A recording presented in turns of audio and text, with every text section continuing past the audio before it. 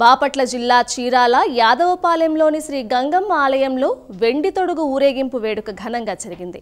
మేళతాళాలు, కనక తప్పెట్లు, కోలాటాల నడుమ నిర్వహించిన ఈ వేడుక అందరినీ ఆకట్టుకుంది.